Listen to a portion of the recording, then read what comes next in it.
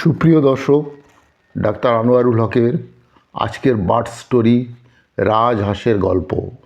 অনিক, আঁখি আর Iraq তিন ভাই বোন যারা প্রকৃতি আর পশু পাখি নিয়ে প্রচুর কৌতূহলী রাখে।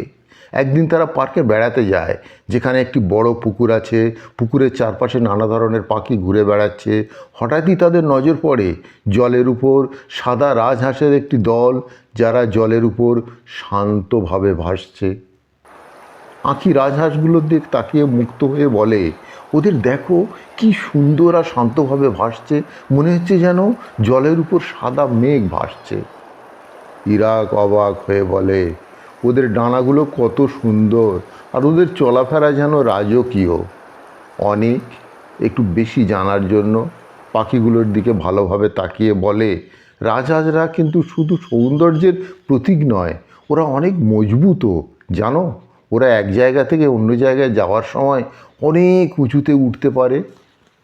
তাদের মা তখনও বলে, রাজহাঁসের জীবনযাপন অনেক কিছু শেখার মতো আছে। ওরা শুধু বিশ্বস্ত, কারণ রাজহাঁসরা সাধারণত সারা জীবন জন্য একজন সঙ্গীকে বেছে নেয় এবং একসাথে থাকে। এটা ভালোবাসার এক দারুণ উদাহরণ। আঁখি মায়ের কথায় মুগ্ধ হয়ে বলে, তাহলে রাজহাঁসরা শুধু সুন্দর নয়, ওরা ভালোবাসা আর বন্ধুত্বের প্রতীকও বটে। এ কথা শুনে ইরাক বলে, আমরাও তো ভাই বোন হিসেবে একে অপরের প্রতি বিশ্বস্ত। রাজহাঁসের মতো আমরাও সবসময় একে অপরের পাশে থাকব। পুকুরের ধারে বসে অনেক, আঁখি, ইরাক রাজহাঁসদের দেখতে থাকে, আর রাজহাঁসগুলোর মতোই তারা একে অপরের প্রতি বন্ধুত্ব, ভালোবাসা আর বিশ্বাসের প্রতিজ্ঞা করে। সেদিন রাজহাঁসের শান্ত অথচ দৃঢ় ব্যক্তিত্ব তাদের মনে এক গভীর প্রভাব ফেলে।